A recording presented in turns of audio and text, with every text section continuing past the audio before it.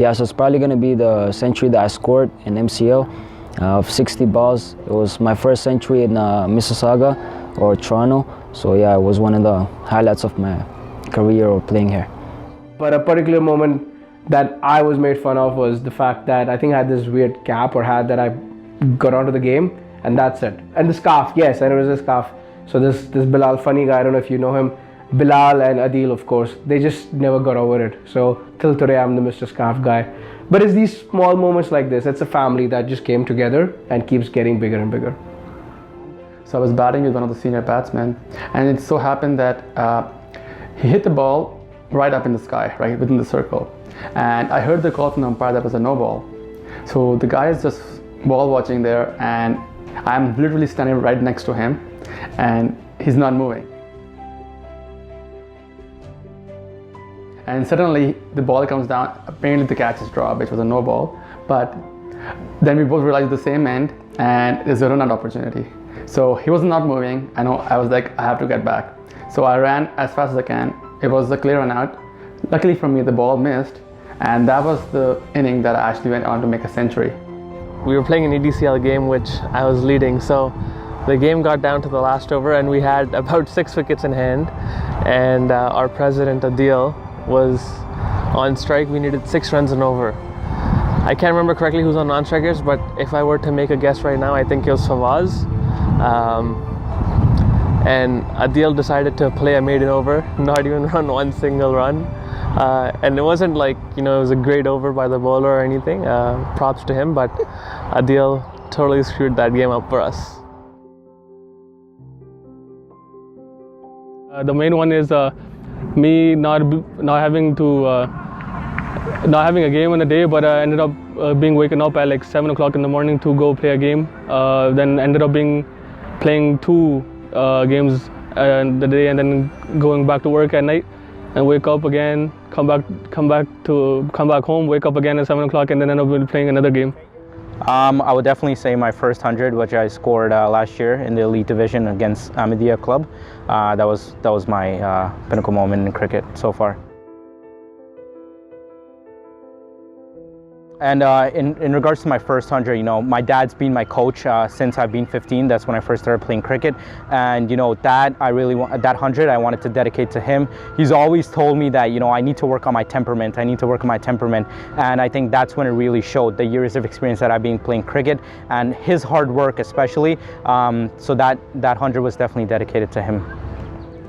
My favorite memory of the club would be, I would say, last year's semi-final game that was taking place at Humber.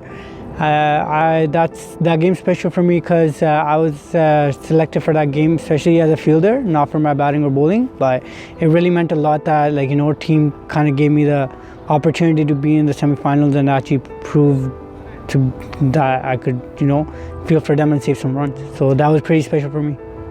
I'd say winning against Victoria Park twice on the back-to-back weekends when we got them out for 60 while they were chasing 65, and the next week when they were chasing 55, we got them out below 50. So those were the memorable moments. My personal favorite one, obviously one I was a part with, was the MCL final a couple of years ago. Another final that I do really remember was one where one of my good buddies, Saad Nadal and Imad really, helped us win a crucial game, obviously because it was the finals, but something that we were about to lose really turned around for us and won in the end. Actually, with 2 players that always tagged along.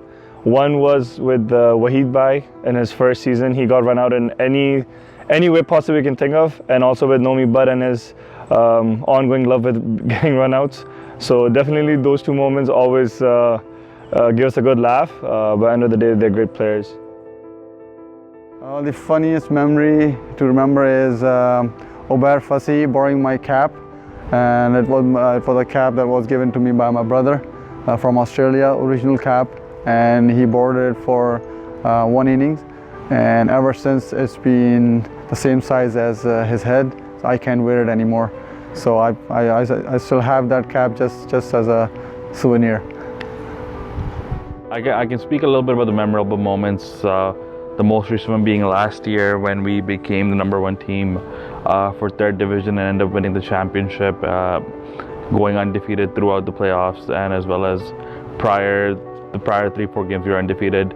Last weekend we had a tied game, and that was probably the first time that we've ever actually tied a game in the dark.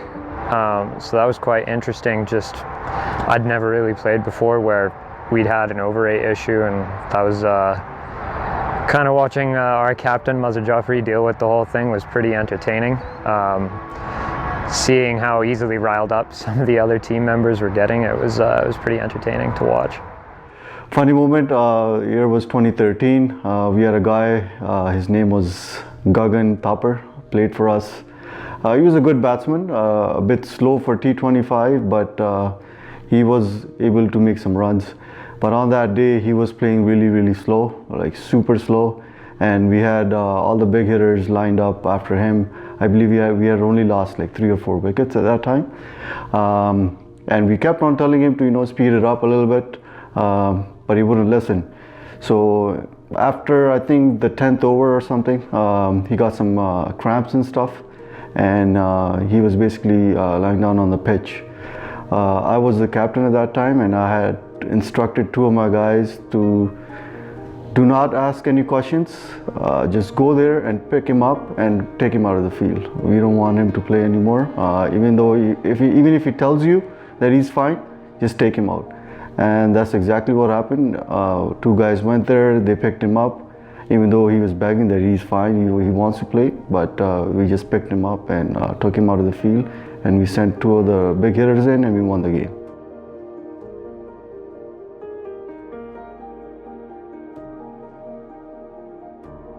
Obviously, my family supports me a lot.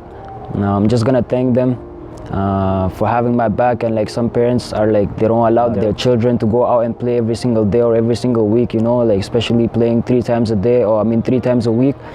Sometimes it gets hard, but like my family, I'm thankful for them. They allow me, they back me up whenever I need backup.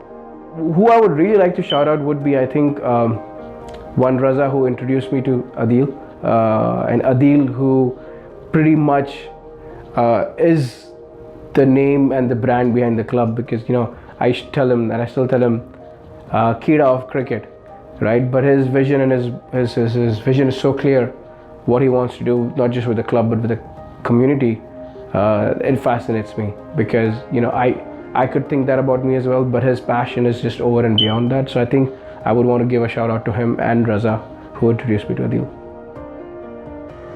Well, definitely my family as well. Like, imagine like coming here just over the weekend just to play cricket, from all the way from New York to Toronto, and then all the weekends you're playing cricket, not spending time with them.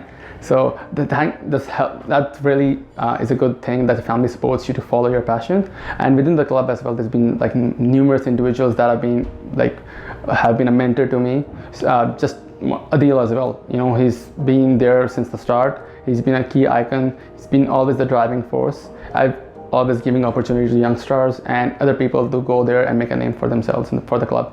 Yeah. My family for sure. I gotta say about my family, like there's days where I go in the morning at 7 o'clock and then come back at night at sunset like 9 o'clock, and then they have corporate with me. They haven't said anything why I'm outside all the time, and then what am I doing, all this and that. But like they know that I play cricket, and then the club I play for as well.